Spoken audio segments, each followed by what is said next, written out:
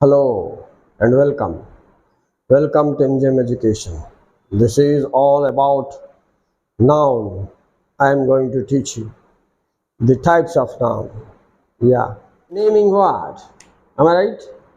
That stands for name of a person, place, thing, action. పిల్లలు తెలుగులో చెప్పాలి అంటే చూడండి ఎన్ని రకాలు వస్తున్నది. Countable, uncountable, proper, common, collective, compound, concrete, abstract. Okay, now let us first begin with the countable and uncountable noun. Right, ఒక word, ఒక noun, singular form, plural form రెండు ఉన్నదా లేదా తెలుసుకోండి. ఫర్ ఎగ్జాంపుల్ చూడండి, బాయ్స్ అవుతుందా అంటే ప్లూరల్ ఉందిగా. ప్లూరల్ ఉంటే అది కౌంటబుల్, ప్లూరల్ ఫామ్ లేకపోతే అన్కౌంటబుల్. గుర్తుంచుకోండి. ఎలాగ తెలుసుకోగలరు? ఇలాగా స్కూల్స్ ప్లూరల్ ఉందిగా, అయితే ఇది కౌంటబుల్. సో ఇక్కడ నేను సి రాశాను. దేనికి ప్లూరల్ ఫామ్ ఉంటుంది అదే countable noun. Okay, uncountable noun plural form ఉండదు. చూడండి, వాటర్, దిస్ మచ్ వాటర్ అవుతే కూడా వాటరే. సముద్రం దగ్గర నిలబడినా కూడా లుక్ వాటర్ అంటాము, వాటర్స్ అవుతుందా? లేదు కదా. మిల్క్, గోల్డ్, ఇవన్నీ అన్కౌంటబుల్. ఎందుకు? ప్లూరల్ ఫామ్ లేదు కాబట్టి. మరొక ఇంట్రెస్టింగ్ థింగ్, మనీ ఏటవుతుంది చెప్పండి? Money ya, I'm writing here. Okay, చూడండి, money is countable or uncountable? మేము లెక్క పెడుతున్నాం సార్ ఇంటికాడ. పెడతావు, ఎందుకు పెట్టవు? కాకపోతే మనీ అన్కౌంటబుల్. రైట్. ఒక స్టూడెంట్, ఇంటర్ స్టూడెంట్ ఆర్గ్యుమెంట్ చేసింది, లేదు సార్ మేము ఇంటికాడ కౌంట్ చేస్తున్నాము మనీ ఈజ్ కౌంటబుల్ అవుతుంది. నేను అన్నాను, అమ్మా అది మనీ నువ్వు కౌంట్ చేస్తున్నావు కాదు, రూపీస్. ఎస్, అది countable. 1 rupee, 2 rupee, 3 rupee, 20 rupees, 30 rupees, 40 rupees. Are you saying? Yeah. Oh, it will be, rupee will be counted. And 1 money, 2 money, 30 money, 40 money. Do you say? No. 1 gold, 2 gold, 3 gold, 30 gold, 40 gold. Do you say?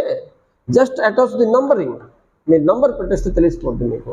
1, 2, 20, 30 money అవడంలే uncountable. అందుకే right, uncountable. So here also you cannot add 1, 2, 30, 40 waters. 1 milk, 2 milk, 30 milk, 40 milk. No. That's why this is all uncountable. కొంతమంది గొప్ప ఈజీగా చెప్పేస్తారు, అరే ఏది లెక్క పెట్టగలవో అది countable రా, ఏది లెక్క పెట్టలేవో అది uncountable. That is wrong method. అలాగ చేయకూడదు. మనం ఫస్ట్ చూడాలి సింగులర్ ప్లూరల్ ఉందా లేదా. నంబర్ 1, ఇది పారామీటర్ కౌంట్ తెలుసుకోవడానికి. ఒకవేళ సింగులర్ ప్లూరల్ ఉంటే అది countable. Point number 1. Singular plural కానీ లేకపోతే వాటర్, చూడండి సింగులర్లో కూడా వాటరే, ప్లూరల్లో కూడా వాటరే కదా. ఎస్, అందుకే అది అన్కౌంటబుల్. వాటర్, గోల్డ్, ఎన్ని మెటల్స్ ఉన్నాయి, దానికి మెటల్కి నౌన్ కూడా అంటారు. ఓకే, కాకపోతే మనం కౌంటబుల్ అన్కౌంటబుల్లో డిస్టింగ్విష్ చేసి తెలుసుకోవాలి. అది రాంగ్ మెథడ్. మనం చెప్పేస్తామా లెక్క పెట్టుంటే కలిస్తే అది కౌంటబుల్, లెక్క పెట్టకపోతే, చేయకపోతే, అవ్వకపోతే అన్కౌంటబుల్. Wrong method. మీకు ఈజీ మెథడ్ ఏంటంటే డీప్లీ ఇంగ్లీష్ తెలుసుకోవాలంటే చూడండి, ఒకటి పారామీటర్, ఇది సింగులర్ ప్లూరల్ ఉందా లేదా, ఉంటే కౌంటబుల్. సింగులర్కి ప్లూరల్ ఫామ్ లేదనుకోండి అది అన్కౌంటబుల్. సింపుల్గా తెగిపోయింది. కాకపోతే కొన్ని కాంప్లికేటెడ్ కేసెస్ ఉంటాయి. మనీలాగా మనకి అందరూ లెక్క పెట్టడం కనబడుతుంటుంది, మనం ఇది కౌంటబులే అనుకుంటాము, కానీ అది రూపీస్ కౌంటబుల్ అవుతుంది. కానీ మనీ దగ్గర 1, 2, 20, 30, 40 నంబర్ యాడ్ చేసి చూడండి, అవడం లేదు కదా. నంబర్ యాడ్ చేసి చూస్తే అది ఫైనల్. నంబర్ యాడ్ చేసి చూసిన తర్వాత ఒకవేళ అవ్వలేదనుకోండి, ప్లూరల్ 30 మనీస్ అవడం లేదనుకోండి, అది ప్యూర్లీ అన్కౌంటబుల్, డౌట్ మరి లేదు. ఓకే, దీనికి సంబంధించిన మరొక మీకు ఇంటర్లో ఉంది, యూపీ ఇంటర్లో ఆర్టికల్ అనేసి దీనికి లింక్ పట్టే. అది ఎలాగా అంటే, ఆర్టికల్ అంటే మీకు తెలుసు కదా, చెప్పండి మీ ఏంటి ఆర్టికల్? 3 టైప్స్ ఆఫ్ ఆర్టికల్ ఉంది. బుక్స్లో రాసి ఉంటుంది 2 టైప్ అనుకోండి, డెఫినెట్, ఇండెఫినెట్ అనుకోండి, రైట్? మనం కొంచెం ఎక్స్ట్రా బుక్ కంటే చదవకపోతే లాభం ఏంటి? అందరితో సరిసమానం అయిపోవడానికా? కాకపోతే కొంచెం పైన ఉండండిగా. చదువు అంటే అలాగ ఉండాలి. చూడండి, ఇండెఫినెట్ ఆర్టికల్ మీకు తెలుసు, డెఫినెట్ మరొకటి, మరి మూడోది ఏంటి అనుకుంటారు, రైట్? మూడో దానికి జీరో ఆర్టికల్ అంటారు, జీరో ఆర్టికల్, రైట్? ఈ 3 తెలుసుకోవాలి. కాకపోతే ఇండెఫినెట్ ఆర్టికల్, డెఫినెట్ ఆర్టికల్ అన్ని బుక్స్లో ఉంటాయి, అందరూ చెప్తారు, దీనికి మరిచిపోతారు.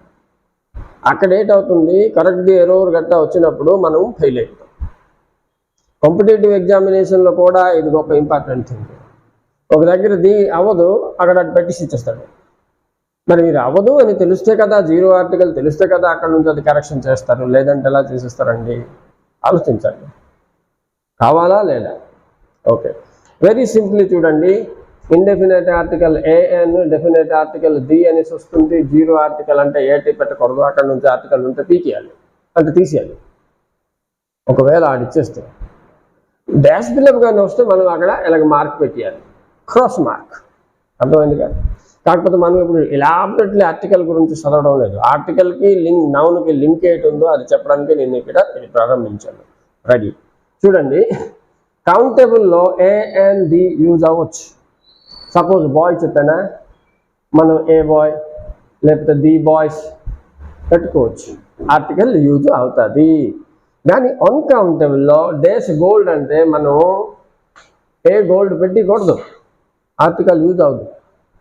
ఓకే, కాకపోతే పర్టికులర్ రిఫరెన్స్ ఒకవేళ ఇచ్చాడనుకోండి, అలాగా గోల్డ్ ఆఫ్ మైసూర్ అనేసి, సో మైసూర్ ఏరియా ఆఫ్ తాలూకు గోల్డ్ కాబట్టి ఇక్కడ ది పెట్టాలి.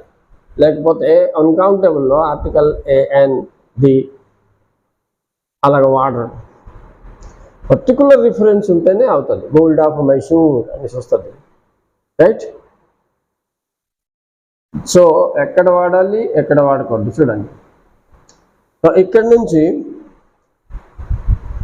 జీరో ఆర్టికల్ నేను వేరేగా చేస్తున్నాను వీడియో, కాకపోతే ఇంగ్లీష్లో చేస్తున్నాను. If you are interested you can go to my subscription and you can see that. అక్కడ చూడగలరు, మీరు పర్ఫెక్ట్ నాలెడ్జ్ ఉంది అక్కడ. అచ్చా, ఇప్పుడు మీకు ఇంతే చెప్పాలి. నేను నౌన్ గురించి చెప్తున్నాను కాబట్టి ఆర్టికల్లోనే అంత దూరకూడదు, కానీ ఇది అవసరం కాబట్టి మీకు నేను చెప్పేశాను. చూడండి, కౌంటబుల్లో ఓకే ఆర్టికల్ వాడచ్చు, పాయింట్ నెంబర్ 1. అన్కౌంటబుల్లో ఆర్టికల్ వాడకూడదు. అయితే ఇప్పుడు ప్రాపర్ నౌన్, కామన్ నౌన్, ఈ 2 చూడండి. ఓకే, ఈ ప్రాపర్ నౌన్ అంటే స్పెసిఫిక్ పర్సన్కి, ప్లేస్కి, వస్తువుకి పేర్లు. చూడండి, స్పెసిఫిక్ అని రాశాను ఇక్కడ నేను. Okay, specific, particular. ఒక మనిషి పేరు రమేష్, శ్రావణి, ఒక సిటీ పేరు వైజాగ్, ఇవేట్ అవుతుంది, ఇది ప్రాపర్ నౌన్, రైట్? కానీ ఇక్కడ చూడండి, కామన్ నౌన్ అంటే నాన్ స్పెసిఫిక్. ఏది స్పెసిఫిక్ పేరు ఉండదు. సిటీ అంటే ఏ సిటీయో మనకు తెలియదు, స్కూల్ అంటే ఏ స్కూలో మనకు తెలియదు. కానీ మీరు స్కూల్ పేరు చెప్పారనుకోండి, మహాత్మా గాంధీ స్కూలు, అది ప్రాపర్ అయిపోద్ది. పుట్టి స్కూల్ చెప్పారనుకోండి, అది కామన్. ఓకే, అలాగే రండి, రివర్ మాట. మీరు కానీ చెప్తారు రివర్ అంటే ఏ రివరో మనకి తెలియదు, నాన్ స్పెసిఫిక్ అయిపోతుంది, అది కామన్ అయిపోతుంది, రైట్? కానీ రివర్ కావేరి, గోదావరి అని చెప్తారనుకోండి, అప్పుడు ఏంటవుతుంది, అది ప్రాపర్ అయిపోతుంది. సో నేమ్తో లింక్ ఉంటే ప్రాపర్, నేమ్తో లింక్ లేకుండా కామన్గా వస్తే అదేంటి, కామన్ నౌన్. ఓకే, ఇప్పుడు మీరు స్కూల్కి వెళ్ళిపోతారు, స్టూడెంట్స్ ఉన్నారు, స్టూడెంట్ అంటే ఆవులకి రిఫర్ చేస్తుంది, తెలియదు, అది కామన్. గీతా అని పిలుస్తారు, గీతా అంటే పర్టికులర్ కదా, అప్పుడు అది ప్రాపర్ నౌన్. ఇప్పుడు నెక్స్ట్ చూడండి, compound noun, collective noun. Okay, compound అంటే ఒక నౌన్ మరొక నౌన్ రెండు కలిసి మరొక వాడు తయారు చేస్తుంది. చూడండి, క్లాస్, రూమ్. క్లాస్ ఇండిపెండెంట్గా ఒక వార్డ్ అవుతుంది, రూమ్ కూడా ఇండిపెండెంట్గా మనం వాడగలం. కానీ రెండు కలిసిపోతే క్లాస్, రూమ్ స్పెసిఫిక్ అయిపోతే అప్పుడు ఏంటవుతుంది, కంపౌండ్ అంటారు. కంపౌండ్ వాడికి అర్థం ఏంటంటే జాయింట్, టూ నౌన్స్ జాయింట్. ఇప్పుడు చూడండి, ఫ్రెండ్ అంటే బంధువులు, షిప్ అంటే మీకు తెలుసు, ఫ్రెండ్ షిప్ రెండు కలిపితే ఫ్రెండ్షిప్ అయిపోతుంది. కంపౌండ్ వాడిది అంటారు. అదే రెండు నౌన్లు కలిస్తే ఇప్పుడు టెక్స్ట్ అండ్ బుక్ రెండు కలిసింది text book, it's a common. Class mate, classmate single word అవుతుంది, అది compound. Two nouns join together makes a new word, that's compound. Okay, ఇప్పుడు చూడండి కలెక్టివ్ నౌన్. ఈ కలెక్టివ్ నౌన్ అంటే ఒక గ్రూప్కి యునైట్ చేసి మరొక టైటిల్ పెట్టడం. ఫర్ ఎగ్జాంపుల్, కొంతమంది సోల్జర్స్ ఉన్నారే, కొంతమంది సోల్జర్స్ కలిపి ఒక వర్డ్ పెట్టండి, ఆర్మీ. కావ్స్ అంటే ఆవులు, కొన్ని ఆవులకి కలపండి క్యాటిల్ అని వర్డ్ వస్తుంది. సో ఇది ఏటవుతుంది, దాని ఎగ్జాంపుల్స్ నేను ఇక్కడ పెట్టాను చూడండి. ఓకే, కంపౌండ్కి example textbook, classroom, and దీనికి example army, audience, and cattle మరొక చెప్పాను. Cows together, cows, cow plus cow plus cow plus cow a group, cattle. అదేంటవుతుంది ఇప్పుడు కలెక్టివ్ నౌన్ అవుతుంది. ఓకే, సో టోటల్ 6 చెప్పాను.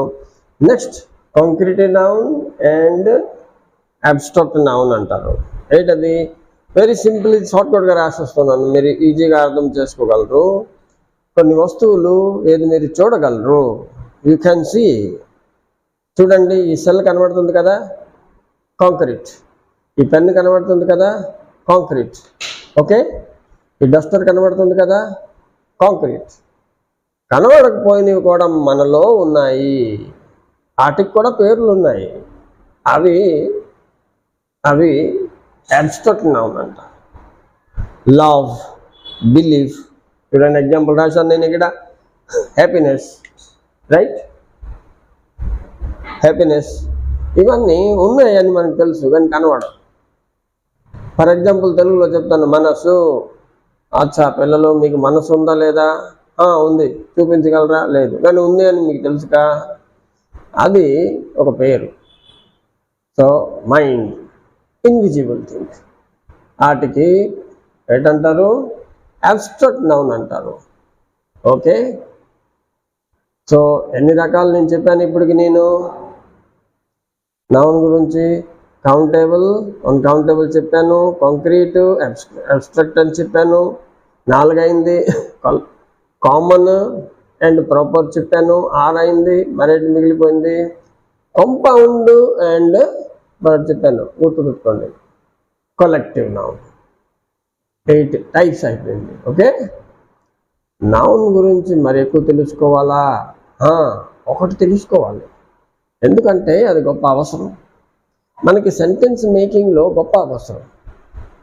ఇది మీకు నిజం ఉపయోగం బాగా అవుతుంది. చూడండి, కొంచెం నేను చెప్తున్నాను మీకు నౌన్ గురించి. Class 8th 9th 10th +2 inter వరకు అందరికీ కావాలి, డిగ్రీ పిల్లలకు కూడా కావాలి, కాంపిటేటివ్ ఎగ్జామినేషన్ పిల్లలకు కూడా కావాలి. తెలియకపోతే అసలు అవ్వదు. అయితే ఏంటి చూడండి, నౌన్ 2 విధాలుగా మనం సెంటెన్స్లో యూజ్ చేస్తాం. ఒకటి నౌన్ సబ్జెక్ట్ అవుతుంది, మరొకటి నౌన్ ఆబ్జెక్ట్ అని చెప్పగలం. Okay, subject, object. సపోజ్ మనం ఇప్పుడు 2 పిల్లలకి తీసుకుందాం, రమేష్కు శ్రావణికి తీసుకెళ్దాం. ఓకే, నేను ఒక సెంటెన్స్ రాస్తున్నాను చూడండి. రమేష్ కాల్డ్ శ్రావణి. ఇప్పుడు నాకు చెప్పండి, ఎవరికి పిలుస్తున్నారు? ఎవరు ఇక్కడ యాక్టివ్ ఉన్నారు? రమేష్. సో ఇప్పుడు ఏంటవుతుంది? రమేష్ సబ్జెక్ట్. మరి శ్రావణం ఏంటి చేయడంలే? ఆబ్జెక్ట్. మరొక ఈజీ మెథడ్ చెప్పేస్తాను పిల్లలు. వర్బ్ వెనక్కి కూర్చుంటే ఆబ్జెక్ట్, ఇది వర్బ్, కాల్డ్ వర్బ్ కా. చూడండి, వెనకతలో కూర్చుంటే ఆబ్జెక్టివ్, ముందుకి ఉంటే సబ్జెక్టివ్. ఇప్పుడు పొజిషన్ చూడండి. ఇప్పుడు కానీ నేను మార్చేస్తాను, ఈ సెంటెన్స్కి ఎలా రాసిస్తాను, రమేష్ కాల్డ్ శ్రావణికి మార్చేసి నేను ఎలా చెప్పేస్తాను, శ్రావణి కాల్డ్ రమేష్. ఇప్పుడు చూడండి పొజిషన్ మారిపోయింది కదా. రమేష్ ఇందాక ఎక్కడ కూర్చున్నాడు, వారు ముందుకి, కాబట్టి వాడు సబ్జెక్ట్ అయ్యాడు. ఇప్పుడు రమేష్ ఎక్కడ కూర్చున్నాడు, వారు తర్వాతకి వచ్చాడు. ఇదిగో ఇప్పుడు ఆడు ఆబ్జెక్ట్ అయిపోయాడు. ఓకే నౌను ముందు కూర్చుంటే సబ్జెక్టు, వెనక్కి వెళ్ళిపోతే ఆబ్జెక్ట్. చూడండి ఇంట్రెస్టింగ్గా ఉందిగా, రైట్. ఇప్పుడు ఒకే వాడు నౌన్ అవ్వచ్చు, సబ్జెక్ట్ అవ్వచ్చు, ఆబ్జెక్ట్ అవ్వచ్చు. Okay noun. అది ఎలా మీరు డిటర్మైన్ చేస్తున్నారు తెలుసుకుంటారు. పొజిషన్ చూడాలి, వారు ముందు కూర్చున్నాడా, వెనకతలో కూర్చున్నాడు. ఓకే స్టూడెంట్స్, అయితే ఇప్పుడు నౌను ఎన్ని రకాలు, రైట్. నౌన్తో ఆర్టికల్ లింక్, తర్వాత నౌన్కి సబ్జెక్ట్గా ఆబ్జెక్ట్గా మీరు ఎలా తెలుసుకోగలరు, పొజిషన్ ఆఫ్ వాడికి పట్టుకొని ఇవన్నీ మీకు నేర్పించాను. మరి మీకు బాగా అర్థమైందంటే ఒక లైక్, ఒక సబ్స్క్రైబ్ చేసి, రైట్, కామెంట్ బాక్స్లో మీకు మరి ఏంటి కావాలి మీ కోర్సు ప్రకారంగా ఇంటర్ స్టూడెంట్స్ నాకు అడిగితే నేను మీకు వీడియో చేసి పంపిస్తాను. 30 సంవత్సరాలు అయింది నేను ఇంగ్లీష్ టీచింగ్ చేస్తున్నాను. History, political science, economics, education అన్నీ 100 since 30 years I am teaching purely for degree and inter students. ఇది కాకపోతే 9th 10th పిల్లలకు కూడా అవసరం వస్తుంది అనేసి ఈ వీడియో చేసి నేను పంపిస్తున్నాను. I am from Odisha trying to teaching you students. Take the benefit of this. Like, share, subscribe, encourage. Bye.